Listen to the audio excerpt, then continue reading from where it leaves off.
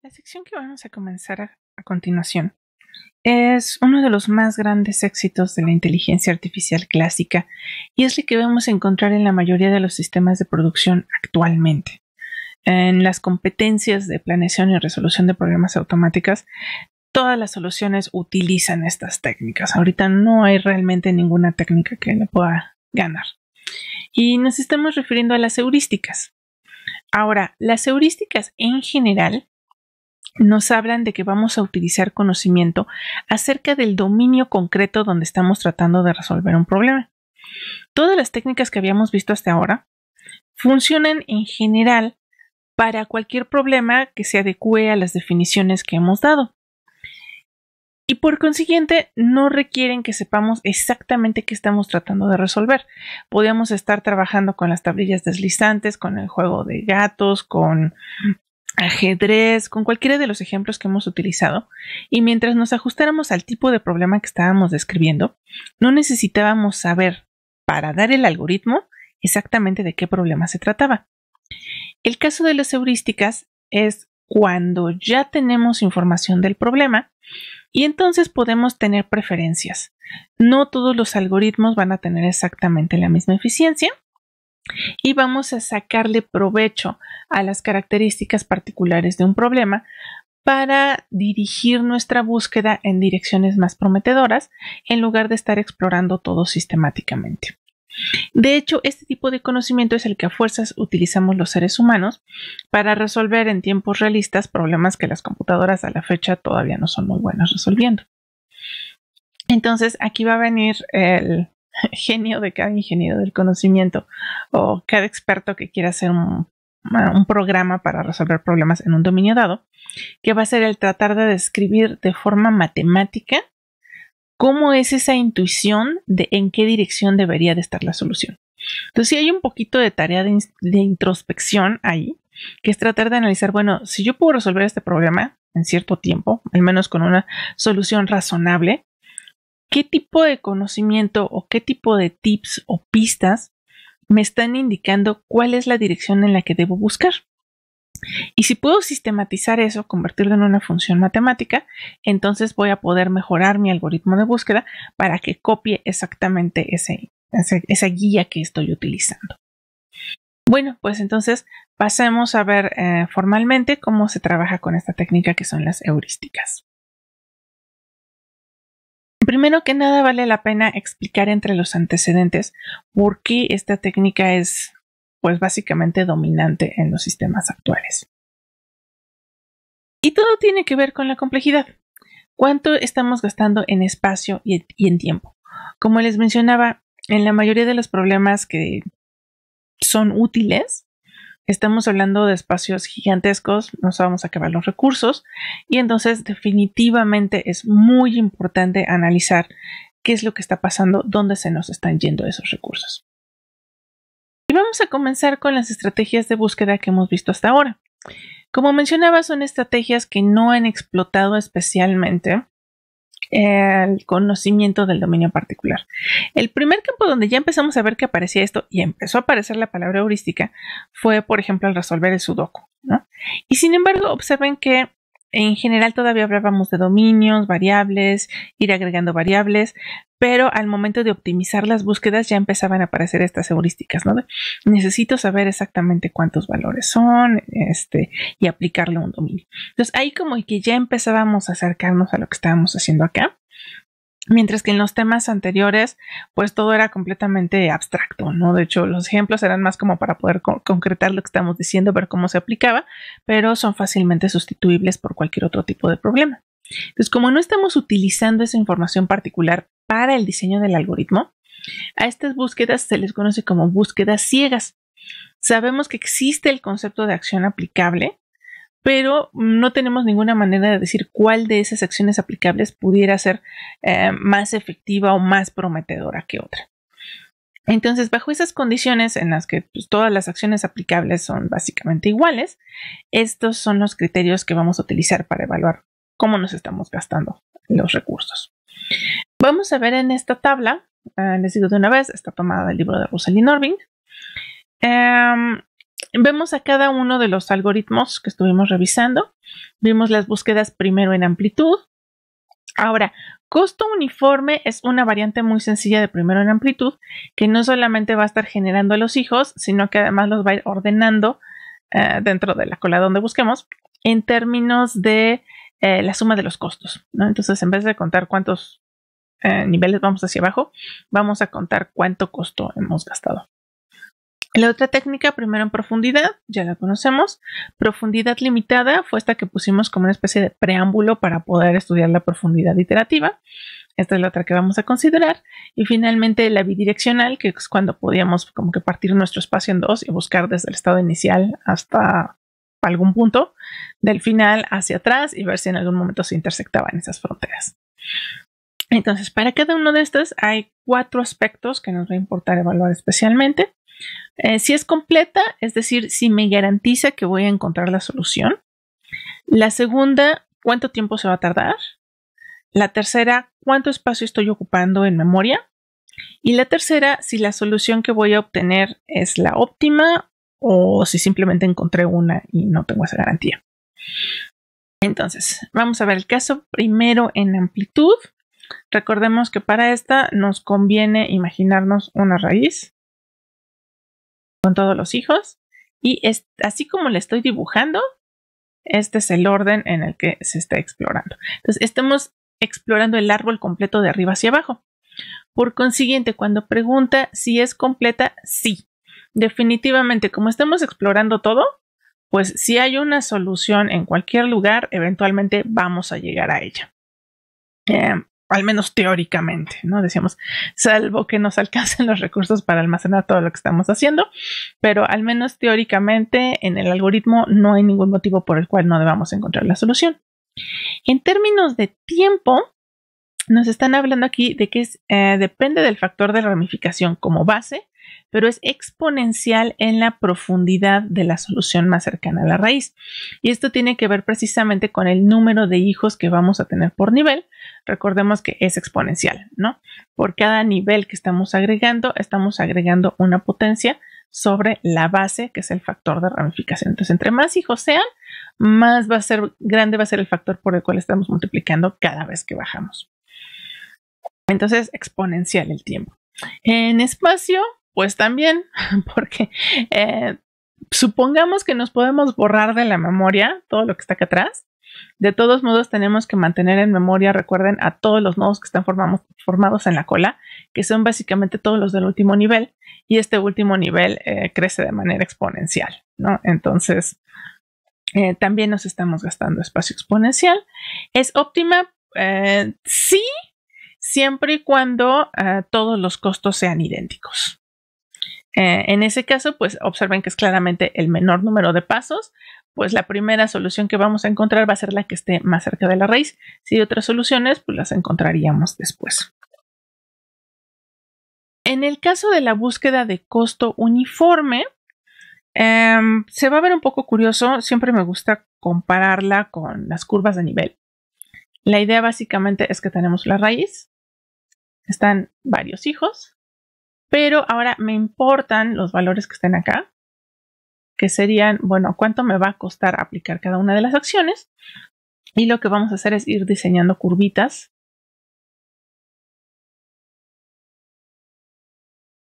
para ir recorriendo todos aquellos elementos que me cueste lo mismo llegar hasta ellos.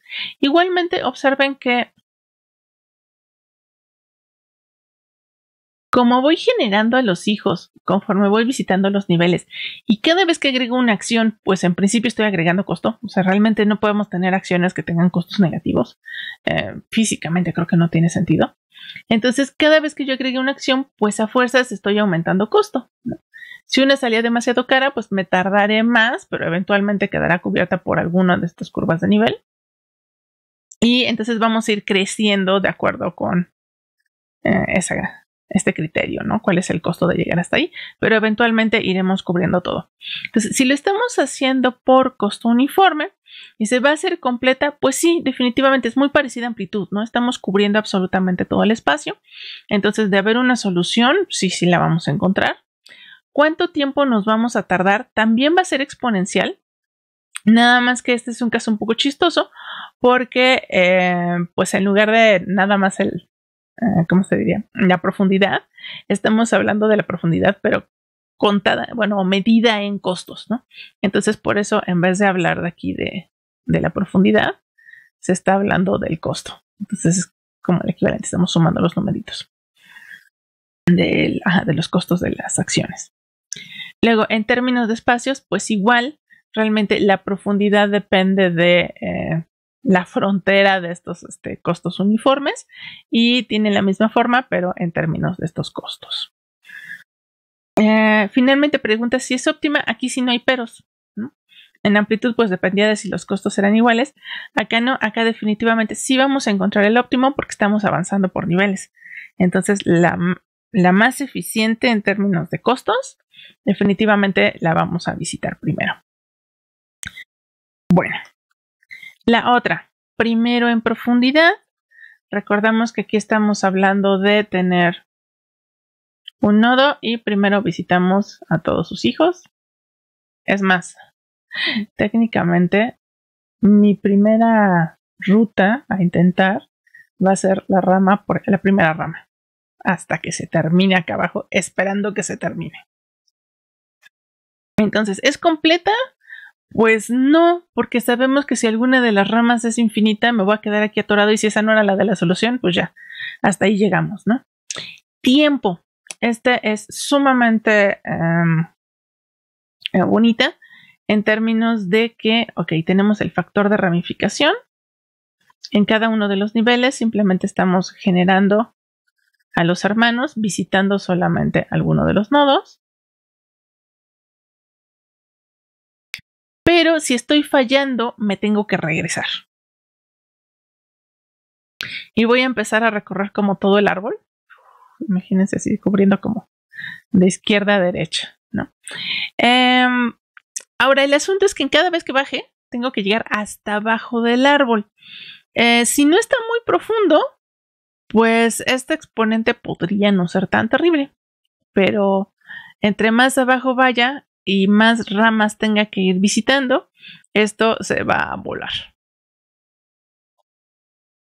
Ahora, en términos de espacio, es donde está todavía mejor, porque observen que es lineal en, bueno, el factor de ramificación, esperemos que sea pequeño. Y lo podemos considerar casi como una constante. La profundidad, que es lo que casi siempre nos va a preocupar más, va multiplicando a este factor de ramificación. Y entonces lo podemos pensar lineal en la profundidad, lineal en el factor de ramificación. No le llamaría, bueno, sí, vendría a ser como una especie de término cuadrático porque tengo la multiplicación de dos elementos, pero la idea es que usualmente el que estaría dominando sería ¿no? La profundidad del árbol.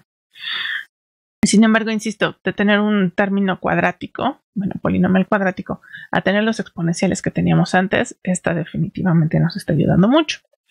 Ahora, ¿es óptima? Completamente no. ¿No? Alguna de mis rutas va a llegar por acá, otra de mis rutas podría llegar hasta acá, y a menos que tenga la suerte de que la primera ruta que visite sea donde está la solución más corta, pues la verdad es que no tenemos ninguna razón en especial para creer que vamos a encontrar la óptima, ¿no? La óptima por lo general va a estar perdida en algún lugar del árbol y no hay razón por la cual vayamos a escoger esta rama primero. Entonces no es óptima. Profundidad limitada completa, no. Ya veíamos que el asunto es que estamos buscando hasta una profundidad máximo y si la limitamos y la solución está por acá, pues simplemente no vamos a llegar. En términos de tiempo, observen que son igual, bueno, de hecho en tiempo y en espacio son iguales las complejidades, pero en vez de acotar con la profundidad máxima del árbol, que podría ser infinita, aquí sí tenemos un límite, ¿no? En donde estamos parando nuestra búsqueda.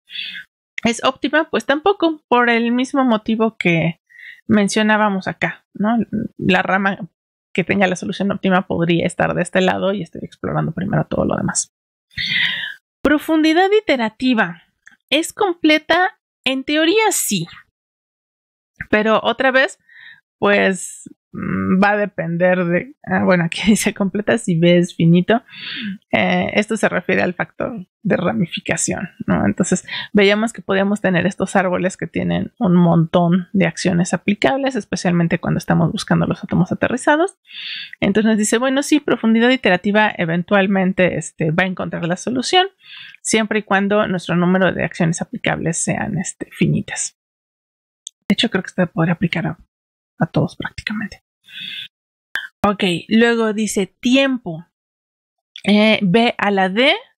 Aquí es la parte que les comentaba de que afortunadamente como la complejidad por cada nivel incrementa exponencialmente, cada vez que estamos regenerando el árbol realmente no estamos gastando mucho más tiempo que si lo hubiéramos mantenido en memoria. Entonces sigue teniendo el mismo tipo de complejidad que tiene la profundidad común y corriente en términos de tiempo, y en espacio igual. Simplemente depende de la profundidad hasta la cual vayamos iterando en cada ocasión, y donde estamos ganando más que nada es con respecto a la búsqueda primero en amplitud. Ahora nos pregunta si es óptima y requiere de dos cosas. La primera, que el incremento que estábamos diciendo entre nivel y nivel sea de 1 en 1. Russell y Norvig de hecho es el único incremento que considera. Yo les mencionaba que pueden brincar de más en más a condición de que entonces negociamos con esta parte, ¿no? No necesariamente sería óptima. Sería óptima dentro de un más menos el tamaño del salto. Y el otro asunto es que también depende de que los costos sean idénticos. Si no, pues creo que se queda claro a partir de que la explicación que tuvimos de costo uniforme, ¿no? Si cada una de las acciones puede costar diferente, entonces profundidad iterativa contando simplemente números de acciones, pues no nos va a dar la solución óptima. Finalmente, en el caso de la búsqueda bidireccional, dice que si es completa, sí. Otra vez necesitamos un factor de ramificación finito. Y si el costo por cada paso es, bueno, si tiene algún costo que no sea cero, honestamente por lo general sí va a ser el caso. En términos de tiempo y de espacio, la idea es que estamos utilizando esta de acá. ¡Auch! Perdón. Pero como estamos partiendo de dos orígenes, el ancho máximo que van a alcanzar cada uno de ellos va a ser la mitad de lo normal, y eso pues como iba creciendo exponencialmente, dividir este exponente a la mitad pues sí debería de ser una buena ventaja.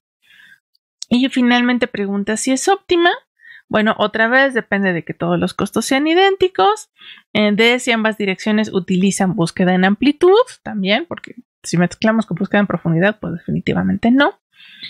Y la otra cosa que iba a mencionar es si quieren garantizar esta optimalidad inclusive cuando los costos no son idénticos, pues lo que tendrían que hacer es aplicar costo uniforme en las dos direcciones, ¿no? Y con eso quedaría resuelto.